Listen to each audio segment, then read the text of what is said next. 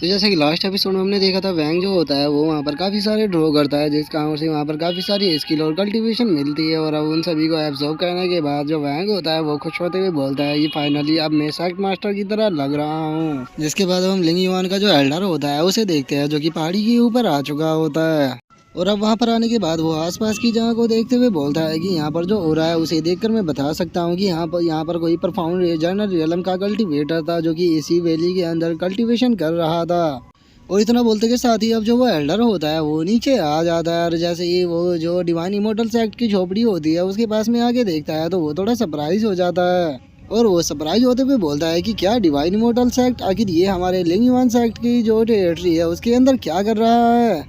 क्योंकि जो ये जिंगयाओ माउंटेन है ये हमारे जो लिंगयुआन सेक्ट है उसकी टेरिटरी के अंदर आता है। तो फिर आखिर इन लोगों की हिम्मत कैसे हो गई यहाँ पर हमारे यहाँ पर अपने सेक्ट बनाने की, और आखिर इन्होंने ये इमोर्टल नाम क्या सोचकर इसे दिया है। लगता है कि इन लोगों के अंदर कुछ ज़्यादा ही हिम्मत है। जरा इनकी हालत तो देखो, यहाँ पर सेक्ट के नाम पर इन्होंने झोपड़ी बना रखी है और सेक्ट का नाम रख दिया इमोर्टल सेक्ट। लगता है ये लोग आज मेरे हाथों से मर कर रहेंगे। और वो एल्डर इतना बोल ही रहा होता है, लेकिन तभी हम देखते हैं कि आसपास की जो ज़मीन होती है वो टूटने लगती है, और हम देखते हैं कि ये बहुत ही पावरफुल पंच जो होता है वो सीधे उसी एल्डर की तरफ आने लगता है। जिसे देखने के बाद एल्डर भी काफ़ी शौक हो जाता है, और इससे पहले कि वो बचने के लिए कुछ कर पाता हम देखते हैं कि पंच जो होता है वो सीधे आकर उसके मुंह पे टकराता है। और मुंह पे लगने के साथ साथ ही हम देखते हैं कि पंच जो होता है उसकी एनर्जी जो वो एल्डर होता है उसे अपने साथ में ले जाकर वहाँ पर जो माउंटेन होती है उसके ऊपर मारता है। और हम देखते हैं कि वो जो एल्डर होता है वो उस माउंटेन के अंदर पैक हो चुका होता है। और अब वो चिल्लाते हुए बोलता है कि आखिर यहाँ पर हो क्या रहा है, आखिर तुम लोगों की हिम्मत कैसे हो गई मेरे साथ में ऐसा कहने की। क्या तुम नहीं जानते हो कि मैं आखिर कौन हूँ? क्या तुम लोग नहीं जानते हो कि मैं लेगिवान सेक्ट का ग्रेट हेल्डर हूँ? तो तुम लोगों की हिम्मत कैसे हो गई मुझे हाथ लगाने की? अब देखना तुम लोग यहाँ पर जिंदा नहीं बचोगे। और उसके इतना बोलते के साथ ही अब हम देखते हैं कि दो पर्सन जो होते हैं वो उसके पास में आ जाते हैं, और अब हमें पता लगता है कि ये दोनों कोई और नहीं बल्कि वैंग और जुआन शाह होते हैं। और अब जो वैंग जो होता है वो ग्रेट एल्डर से बोलता है कि क्या कहा तुमने, लिंगयुआन सेक्ट? मैंने तो इस तरह के सेक्ट के नाम को आज से पहले कभी भी नहीं सुना। तो इसीलिए अब मुझे तुम पहले ये बताओ कि तुम्हारी इतनी हिम्मत कैसे हो गई कि तुम यहाँ पर जो मेरा लिंगयुआन सेक्ट है उसकी इंसल्ट कर सको? तुम खुद को समझते क्या हो? जो सुनने के साथ ही अब जो वो ओल्ड मैन होता है वो थोड़ा घबराते हुए बोलता है कि क्या डिवाइन इमोर्टल सेक्ट, इसका मतलब क्या तुम इस छोटे से सेक्ट से हो? और इतना बोलते के साथ ही अब जो एल्डर होता है वो अपने मन में सोचता है कि केवल एंट्री पीस रियलम का एक्सपर्ट ही मुझे सीरियस इंजर्ड कर सकता है, वो भी अपने केवल सिंगल अटैक में। लेकिन आखिर ऐसा हो कैसे सकता है? इतने छोटे से सेक्ट के अंदर आखिर इतना पावरफुल एक्सपर्ट क्या कर रहा है? कहीं ऐसा तो नहीं है कि जो ये डिवाइन इमोर्टल सेक्ट है ये बहुत ही बड़ा और पावरफुल सेक्ट है, और इन्होंने केवल इस सेक्ट का यहाँ पर हेडक्वार्टर को बनाया हुआ है ताकि ये अपने लिए यहाँ पर डिसाइपलों को एक्सेप्ट कर सके। और वो ये सोच ही रहा होता है, लेकिन तभी वैंग जो होता है वो उससे बोलता है कि देखो, जो हमारा डिवाइन इमोर्टल सेक्ट है वो लोगों से बात करना और उनके साथ में अच्छे बिहेवियर रखता है, लेकिन जो भी यहाँ पर आकर उंगली करने की कोशिश करता है हम उसे कभी भी नहीं छोड़ते। और वैंग के इतना बोलते के साथ ही हम देखते हैं कि जुआन शाह जो होता है वो अपने एनर्जी क्लो को बना लेता है, और उस क्लो को बनाते हुए बोलता है कि तुम्हारी हिम्मत कैसे हो गई यहाँ पर हमारे पैराट्रीज की इंसल्ट करने की? लगता है कि तुम्हारा जो अपनी ज़िंदगी से मन है वो भर चुका है, तो चलो मैं आज तुम्हारी इस बोरिंग ज़िंदगी को यहाँ पर ख़त्म ही कर देता हूँ। और इतना बोलते के साथ ही जुआन शाह जो होता है वो अपने एनर्जी हैंड से उस ग्रेट एल्डर को पकड़ लेता है।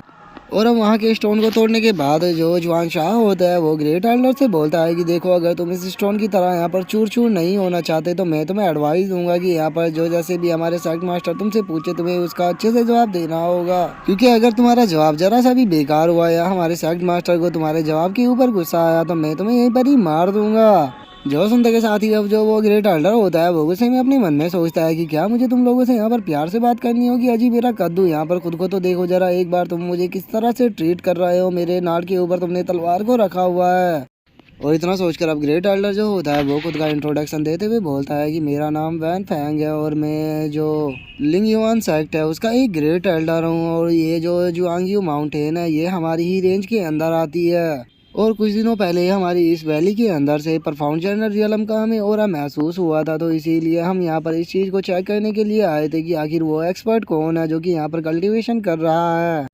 जो सुनते के साथ ही अब वैंग जो होता है वो अपने मन में सोचने लगता है कि अच्छा, तो ये बंदा यहाँ पर जो लिंग फ्यू है उसके लिए आया है, क्योंकि लिंग फ्यू ने कुछ दिनों पहले ही जो जनरल परफॉर्म रियलम था उसके ऊपर ब्रेक थ्रू किया था। और इतना सोचने के बाद वैंग जो होता है वो ग्रेट एल्डर से बोलता है कि ठीक है चलो मैं तुम्हारी बात को समझ गया, अब तुम मुझे ये बताओ कि आखिर तुम क्यों यहाँ पर जो परफॉर्म जनरल रियलम का एक्सपर्ट है उसे ढूंढ रहे हो। जो सुनते के साथ ही अब जो ग्रेट एल्डर होता है वो वैंग को बताता है कि जो डीमन सेलिंग टूर्नामेंट है वो बहुत ही जल्द आने वाला है, लेकिन हमारे पास में एक भी परफॉर्म जनरल रियलम का कल्टीवेटर नहीं है, तो इसीलिए मैं यहाँ पर उसे ढूंढने के लिए आया था,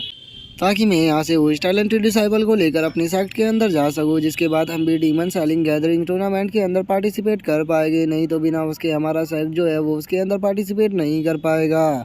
और अब डीमन सेलिंग गैदरिंग का नाम सुनते के साथ ही लिनफी जो होता है उसे कुछ भी समझ में नहीं आता और वो उसे पूछता है कि आखिर ये डीमन सेलिंग गैदरिंग क्या है।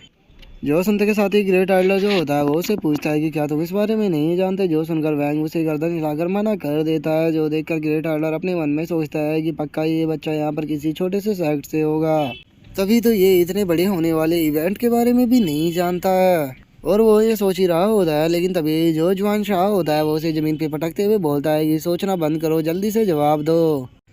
जो सुनते के साथ ही अब जो ग्रेट एल्डर होता है वो उनको बताता है कि जो डीमन सीलिंग गैदरिंग है उसे इसीलिए यहाँ पर किया जाता है ताकि जो जुआन सा डीमन था जो कि हजारों साल पहले हमारी यावरी एम्पायर के अंदर आया था उसे सप्रेस कर सके, क्योंकि जो डीमन जुआन शाह था उसे जिस टाइम पे हरा दिया गया था तो उसे एक जगह पर सील कर दिया गया था, लेकिन जहाँ पर उसे सील किया गया था उसकी जो डेमोनिक एनर्जी है वो वहाँ से अभी तक भी लीक होती रहती है, जिस कारण वहाँ पर जो मॉन्स्टर होते हैं वो उस एनर्जी से इफेक्ट होते रहते हैं और उनके अंदर भी जुआन शाह की जो डेमोनिक एनर्जी होती है वो आ जाती है, तो इसीलिए इस इवेंट को रखा जाता है। इसीलिए जो यावरी एम्पायर के पावरफुल सेक्ट है वे अपनी अपनी डिसाइपलों को वहाँ पर भेजते हैं ताकि वे उन डोमिनिक बीस्टों को वहाँ पर ख़त्म कर सके। लेकिन इस बार यावरी एम्पायर ने ये ऑर्डर इशू किया है कि इस बार जो यंग जनरेशन के डिसाइपल है वही वहाँ पर जाएंगे, जो कि इस बार एक तरीका होने वाला है डीमन सीलिंग लिस्ट में आने का, क्योंकि डीमन सीलिंग लिस्ट की टॉप रैंकिंग में जो भी डिसाइपल आते हैं वे जीनियसों में गिना जाते हैं,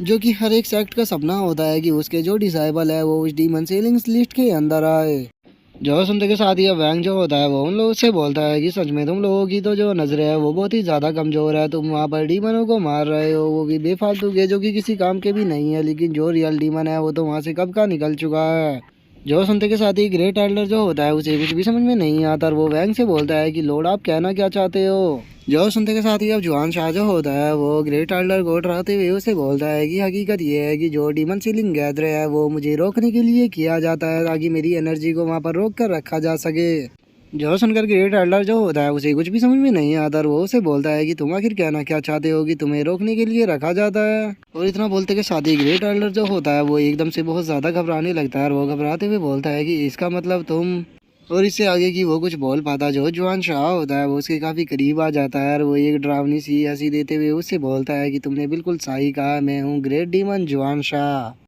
और अब जुआन शाह के इतना बोलते ही हमारा एपिसोड जो होता है वो यहीं पे कंप्लीट हो जाता है। तो नेक्स्ट एपिसोड में देखेंगे कि आगे क्या होता है। अगर आप लोगों को वीडियो अच्छी लगी हो तो लाइक करना, चैनल को सब्सक्राइब करना। मैं मिलता हूँ नेक्स्ट एपिसोड में, तब तक के लिए बाय बाय गाइस।